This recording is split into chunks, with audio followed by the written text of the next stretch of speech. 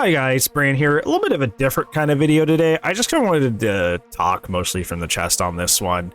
This is something that came up on my Twitch stream because we do weekly requests for full playthroughs of horror games, and I've played so many of those where I've had this interesting phenomenon happen, and I want to talk about it because it definitely happens in DBD as well, and I think it's just bad for us as a whole community. And just for gaming in general, is this idea of playing versus watching and the sense of authority and knowledge that comes with that. So let's go ahead and talk about it. So a lot of people in this day and age seem to kind of see playing a game and watching a game almost as uniquely the same experience, even though playing a game, the medium of a game as like a quote-unquote an art form, is that you actually physically play and interact with it. It's not a movie. It's not a show.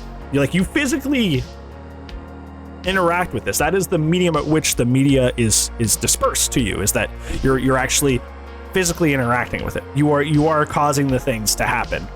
This came up with the Saturday Horror Request on the Twitch side of things because a lot of people will recommend their favorite game, their favorite game, and they want me to go play it.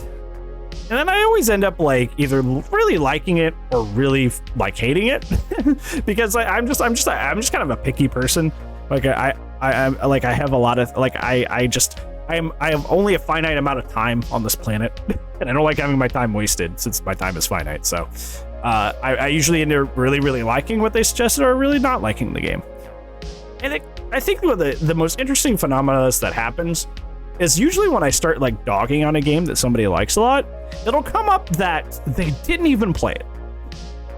That they just watch somebody else play it, and that's why they like it so much. Because usually when I come down to it, a lot of my gripes that with games comes down to the gameplay. This doesn't feel good to play. Usually, for the most part, the characters and the story of a lot of games are fine. They're not that offensive or bad. But it's usually the gameplay is the things that I get hung up on. But sometimes it comes out that the people that suggested love the game to death haven't even played it themselves and just watched someone else play it. But they're no, this game's amazing. This game is objectively good, and I know that for sure, even though I have physically never touched this video game. I have physically never interacted it in the medium that it was supposed to be interacted with, but I can tell you from a place of expertise that the game is actually good. It's wild, and this extends to DBD because a lot of people do the exact same thing. I was in a situation recently where I was talking to someone about the thanatophobia situation. Thana got buffed, which if you don't know this, I don't particularly think Thana needed a buff at all. I am of the opinion Thana was fine. People were like, well, Thana wasn't that strong before. I'm like, well, yeah, of course it wasn't that strong. Thana isn't strong because its strength doesn't come from its power. It comes from ease of use. Thana doesn't require you to kick the right gen or to find a scourge hook or anything. It's just hitting people, which is something you're doing in a game anyway. This is a funny side tangent. Somebody told me the other day that's wow, you think hitting people is guaranteed in a DBD match? You must have really low MMR. I'm gonna tell you something. If you're getting in a match at DBD and you're not hitting people, homie, what? I'm not the one in low MMR. What MMR are you in where you're straight up not hitting a guy in a match? That threw me for a loop. But anyways, that's a tangent. Thana's whole point is that it's ease of use, and that's why the effect wasn't that powerful, is because the strength is that it's easy to obtain slowdown because you're hitting people, right? And as long as you're not hard tunneling, you're going to be spreading your pressure across the team, it's ease of use. Because it's so easy to obtain, that's why its effect was kind of mediocre. So I thought it was fine. I thought it was a perfectly balanced perk. So I didn't think it needed the extra buff. But I was talking about this with someone. They revealed they hadn't played the game in 4 months. In the middle of this conversation, they said they hadn't played the game in months. Meaning, they have literally not played as someone who's running Thana, and they haven't played against somebody running Thana. But they were debating with me from a place of expertise that Thana was okay, when they have never, ever faced or played with new Thana. And that was wild to me. I'm like, how how do you know? And it comes down to just, well, like, they watch streamers, they watch content creators, and that's where they formed their idea. But they were defending it as if they like personally experienced this, and this happens all the time in the DVD community, and it always throws me for a loop. It's like, bro, how do you know for sure? Not to go all social studies teacher on you, but I'm totally gonna go social studies teacher on you. Primary sources are always the most highest and most well-respected form of information, because primary sources, if you don't know what that means, is somebody who was physically there and experienced the things that we are talking about. Primary sources are people that were there, people that actually interacted with whatever event or thing you're talking about. First-hand experience. That is always regarded as the highest level of information.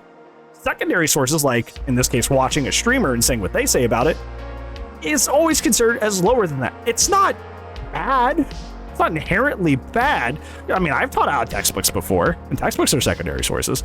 But the problem with secondary sources, because they weren't there, they don't know fully what happened, and they're often subject to bias and curved opinions because they're writing it from a place of what they perceive or what they want to see happen, as opposed to what really actually happened.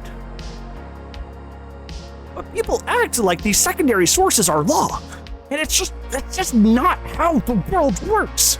The person that was physically there, the person that physically interacted with the thing, is always going to have a better, more reputable take than the person who just kind of like secondhand indulged in this information. And I don't know why everybody I talk to, social studies was their least favorite subject, I feel like, nowadays. So I feel like that makes sense. You just turned your brain off during that part of your high school career. You just turned your brain off. You're like, nah, I don't need that. But that's why it's coming back to bite you now. It's coming back to bite you now, huh? If you're just taking your opinion from what a streamer says and just arguing it like it's law, it's good to have impressions, okay? That's not what I'm saying. It's okay to have impressions. You can get the impression that Thana is fine if you watch a streamer who plays it and sometimes they lose matches and you're just like, wow, it must not be that powerful. You can have that impression, but that's not factual knowledge. That's not something that you can treat as a primary experience, because that's just your impression from watching somebody play. That is not truth. That is not experience.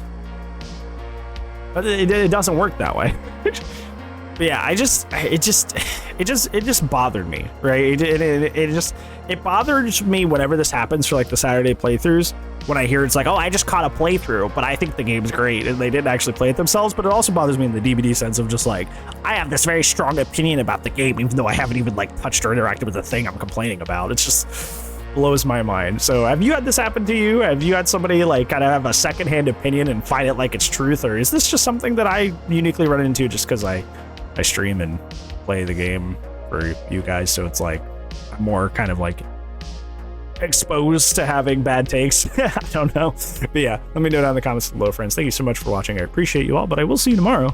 But if I don't, I will see you when I see you. Goodbye.